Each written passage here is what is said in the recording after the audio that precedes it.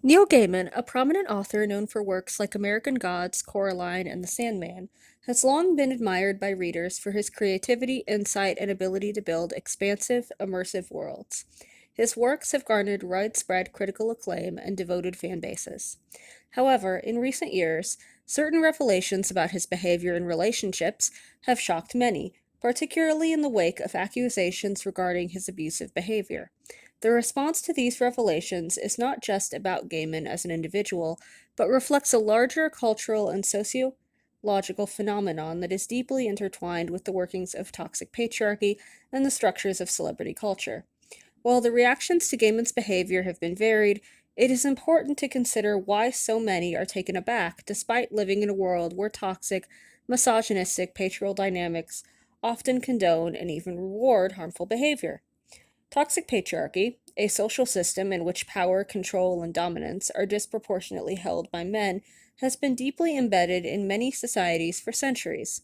This system is not only structurally supported by institutions like politics, the media, and the workplace, but also manifests through everyday interactions that reinforce harmful gender roles, violence, and emotional manipulation. In a toxic patriarchy, men are often taught that their worth is measured by their ability to exert power over others, particularly women. Well, women, and people socialized as female, are socialized to be subservient, passive, or complicit in their own subjugation. Despite the fact that such a system promotes harmful behavior, it often remains normalized and even revered in mainstream cultures. This normalization of male entitlement and dominance is sometimes perpetuated by the glorification of certain individuals, including celebrities, who are seen as examples of success and power. The figure of the genius artist, the charismatic leader, or the revered cultural icon often carries with it an aura of invincibility, making their misdeeds either overlooked or justified as part of their larger than life personas. This dynamic helps to explain why some behaviors that might otherwise be considered abusive or harmful can go unchallenged for long periods of time.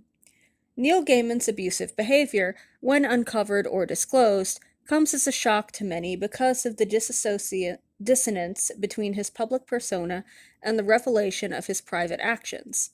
Like many other prominent figures, Gaiman's image as an intellectual, a compassionate writer, and a socially conscious individual seemed to fit within the paragon of the good man. This made it easier for fans and the public at large to overlook or rationalize any potential shortcomings or harmful actions. Many people tend to view the public life of celebrities as a reflection of their entire character, believing that someone who produces meaningful, celebrated work might also be morally upright. However, this is an oversimplification that ignores the complexities of human nature and the often toxic dynamics behind the scenes. When allegations of abuse or misconduct emerge, especially from individuals whose work has held such a significant emotional impact on fans, it forces a confrontation between the idealized image of the person and the reality of their actions. This disconnect causes shock not only because of the specific accusations, but also because it highlights the difficulty in reconciling the good, the art, with the bad, the behavior.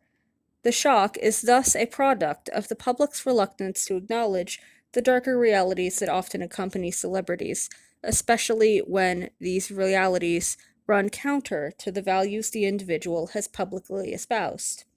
Celebrity culture, particularly in the context of writers, actors, musicians, and other public figures, often elevates individuals to a status where their behavior becomes less subjugated to scrutiny, or where their abuse is are minimized or ignored in favor of their artistic or cultural contributions. This phenomenon is exasperated by the concept of hero worship, where fans and admirers project their values, hopes, and ideals onto celebrities.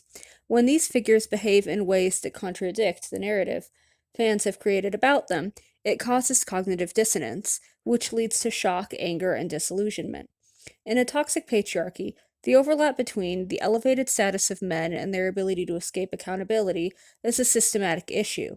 The celebrity industrial complex thrives on the commodification of human beings, reducing them to their output, whether artistic or financial, and pushing narratives that make it harder for those in power to be held accountable for abuse. This is especially true when abusive behavior occurs behind closed doors and is only revealed after years of being normalized or minimized by those in the public's orbit. Moreover, the public's willingness to turn a blind eye to abusive behavior within celebrity culture is compounded by the idealization of male genius. The myth of the tortured artist, or the misunderstood genius, often allows a framework in which emotional cruelty is rationalized as part of the creative process. This perpetuates the toxic idea that certain individuals, especially men, are above reproach, or that their genius somehow justifies their harmful behavior towards others. The reaction to Neil Gaiman's abusive behavior can also be understood in terms of cognitive dissonance. Fans who have long admired his works have invested not only in his art, but in the moral framework he seems to represent. When this framework is shattered by allegations of abuse, it challenges the fans' sense of self and their understanding of morality. To reconcile the image of Gaiman as a respected artist with the reality of his actions, many must undergo a painful process of reevaluation. This is difficult because it involves questioning one's beliefs about art, power, and morality. Additionally, even in a toxic patriarchy, many people are deeply resistant to confronting the abusive behavior of men, especially when the individual is someone they admire or look up to. Acknowledging the abuse requires confronting uncomfortable truths about the structures that allow such behavior to thrive. This resistance to acknowledging abuse can be seen as a defense mechanism to protect one's worldview, which is often centered around the idea that good things, whether artistic achievement or beloved personalities, should not be tainted by personal feelings. The shock many feel upon learning of Neil Gaiman's abusive behavior is not just a personal reaction to a public figure, but also a reflection of the deep seated issues in the structure of our culture. Despite living in a toxic patriarchy that rewards and normalizes male power and abuse, individuals, especially those who are elevated to celebrity status, often escape accountability due to the complexities of celebrity culture, hero worship, and the glorification of male genius. The public's reaction to these behaviors is shaped by a complex interplay of cognitive dissonance, cultural norms, and the difficulty in reconciling the flawed human with the idealized persona. In the end, this shock is a symptom of broader systematic issues that continue to affect how we view power, gender, and accountability in society.